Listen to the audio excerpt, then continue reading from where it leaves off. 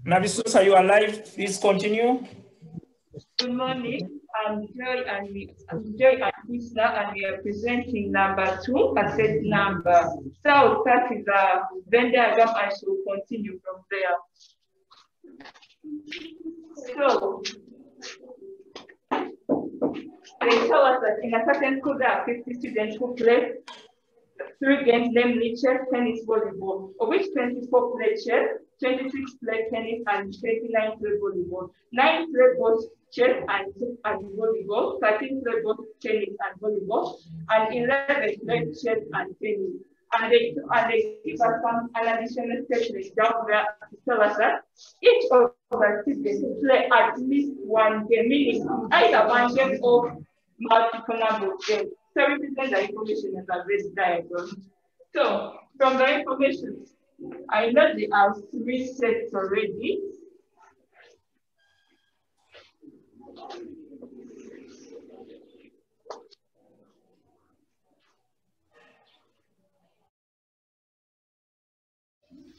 Hello everyone, I'm Harunda Joyce Faith from Iganga Secondary School, working out number 21A under the topic of mensuration in the practice questions. Number 21A is about a lampshade, and we are required to find its total surface area. And there are so many types of lampshades. Our lampshade, this is our lampshade, it's closed at one end. So to find its total surface area, we shall need the area of the circular surface and the area of the curved surface. As illustrated here, we have the circular surface and the curved surface. But this lampshade was got by a result of chopping off. It was a full one like this, and we chopped off. So this was removed to form this cone, and this and the whole of it formed this one. So to find our curved total surface area for the lampshade, we shall need frequency is always the same as the first value from the frequency, and then the last one is always the same as the summation of your frequency. So to get the values that are in the cumulative frequency, so you are seeing we have the first value from frequency and cumulative frequency being the same. That is 4 and 4. The next one is 5. So you go add 4. 500 shillings each, and oranges cost 250 shillings each, and she's given only 2,000 shillings to spend. This is our statement, and we can derive our first inequality from there. So you should come out with something like this. Graph. The digits 8, 5, and 7 without repeating any digit in the number form. Write down the possibility space for numbers form. So we're going to start by listing down the number of elements in like the number of sample spaces, and we do this by listing down our numbers in ascending order. So we have, since they told us our numbers are 5, 7, and 8, we start with 5. 5, 7, 8, 5, 8, 7. These are possible numbers that can be formed. Then we go to 7, which is 7, 5, 8, and 7, 8. So therefore h, -2, is going to be given by the formula. You get to know another person's point of view and what they've been learning, and maybe if there's something contradicting, and you get to know that not everything is hard, because we've been learning these things in like topics. If we learn like everything at the same time, it's going to be hard, but as long as we section it into topics, then it's a lot easier to understand and very much broken down. E-learning has been a wonderful experience. It has made learning possible in a sense that even if you're at home, you can get a chance to access learning. Just like in lockdown, many people in many areas, many students have been able to access learning, even though their teachers weren't around. Because times are changing, and most of the things people have been taught in math these days aren't going to really help them. But through this seminar, we've been able to see how different topics are used in our lives. So the government needs to create more programs like this seminar in order to help and extend help for, like, let's say in Karamoja, who can't really access it, so that we can all work together and in future at least have more women professors in math. It has been a wonderful experience. We had time to interact with our learners even when they're at home, our teachers, by those days, used to move around with chalk everywhere. I no longer use chalk. I now teach even in class. I use this technology. So I would like to thank Honorable Ngobi and Mr. Dum for bringing this challenge to us. At first, we think things are not possible, but now we can have a seminar for the whole country. In your schools, it has cut down the costs of carrying students from one place to another in the name of a seminar and the risks, all the risks involved. So I think it is a way to go. I call upon all my colleagues, math teachers, science teachers, history, all teachers all over the country to embrace online learning.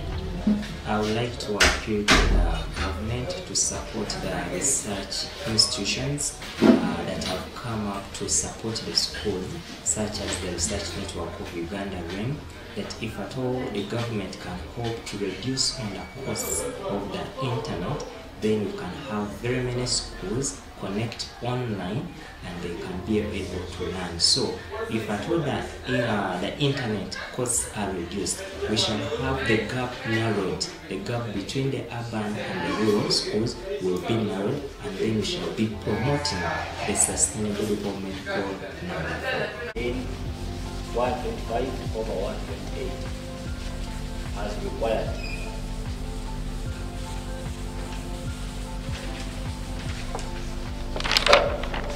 That has been our question for presentation. Thank you. I'm going to keep this constant. Time was 1 minus 2x squared power a half minus, since we are using quotient rule, keep this constant, differentiate the x cubed. I'm going to get at the L, because if I differentiate L, seminars are beneficial to me because there are some topics that we grasp in class and okay, you're not well observant with them, but if at all you get time and you're exposed to other schools and you see how other teachers teach them, you can at least pick something to add on what you have. I feel like sometimes I don't want them, but if at all you come to the seminars and there is another student presenting it in a different way and it's more simpler according to the way you were taught about it, and the other one is presenting it in a simpler way, there is a way you grasp it easier than the way you would have got it in class. So some numbers are, like when you do them as us, they're somehow lengthy and long. They're lengthy in their methods. But when you are like in those seminars, like the virtual ones, you get a simpler method which is somehow short and maybe that is understandable by someone.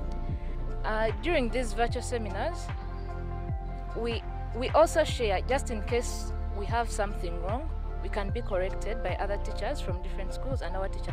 First of all, before I joined HELP, I didn't know that we can reach all over the country just online.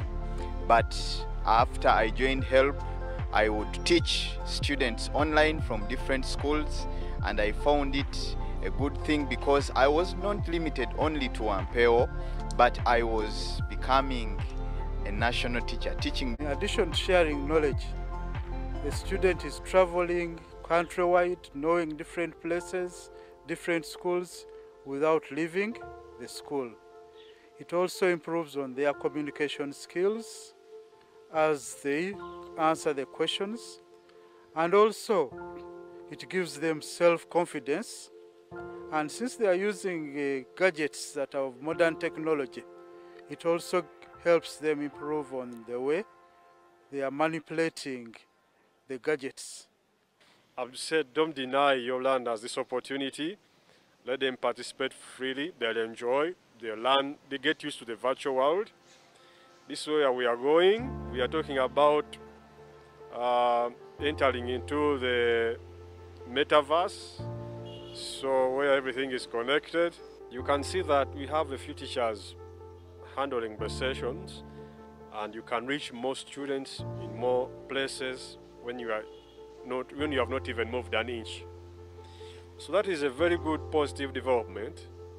We can be able to reach very many students and offer them high quality learning just at the convenience of their phone or a laptop or school app. Today we have seen the virtual mathematics seminar where many schools come together and we see students from across the divide talking together, learning from each other, listening in to one teacher and sharing. And I think through technology, we should be able to close this gap within our schools. Our schools are not at the same level. We don't have enough teachers. We don't have the same teachers across schools. But when you bring schools together like this, then it means that you are closing the learning gap. But beyond that, the children grow as one child, as one citizen of Uganda. And that is to promote patriotism. When they come to the university, they are one. They know that we learned together, we are one school. Otherwise, if this does not happen, then we begin to see fragmented learning, we see unpatriotic citizens, we see children who are only concerned about their own colleagues with whom they studied, and that is not very good. So I want to request all the schools to work very hard and bring technology to their classes, bring internet into their schools, and organizations like Renew are here to support us with minimal costs. And the beauty with having Renew connecting all our schools is that when you're on the same network, then it is cheap and easy for you to interact. As Renew and as the vehicle that was started by the Vice Chancellor and ED, what we have done was to bring together these education institutions in Uganda, including schools, onto one network so that they can be able to collaborate and do a lot more together than they had been doing in the past. So they can collaborate nationally, regionally, and internationally using Renew. We have been extending internet connectivity to a number of schools, a number of universities, and a number of research institutions in Uganda, and now our network is countrywide. So be it in Chisoro, be it in Arua, Kampala, Mbale, Far North, Renew is present. Same year, Uganda Communications Commission (UCC), under its Rural Communications Development Fund, signed a memorandum of understanding with Renew to extend high internet connection to 55 secondary schools. Going as partners, we facilitate through Renew for more secondary schools to be connected to the internet. So it's no longer just about tertiary institutions and already established research institutions, but now they have gone into the crust of educational institutions. So now that they have embraced secondary school, I look forward to them even embracing primary school, because it's all educational institutions. So that at the end of the day, we know that there is an institution ensuring that all educational institutions have connectivity and are able to utilize the internet for good. M1 times M2 will be negative 1. S minus A. Ronald Dungu is an influential personality in promoting digital education among secondary schools. He initiated the holistic e-learning project among secondary schools in different parts of the country onto the Renew network.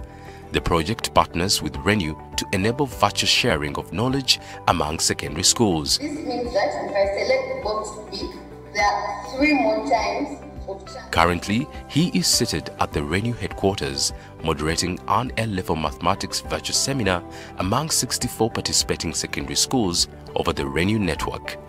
This is one way we would like to cover the gap, reduce the gap between the urban and rural schools.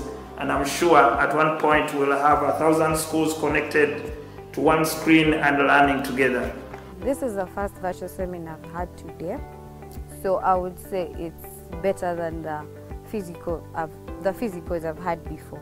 Because before we would have problems with the space. First of all, you're going to a school and they're telling you can only take 30 girls, but you have a class of about 60 people because the school cannot accommodate all of you. But at least here we connect from our different regions, but all of us are present.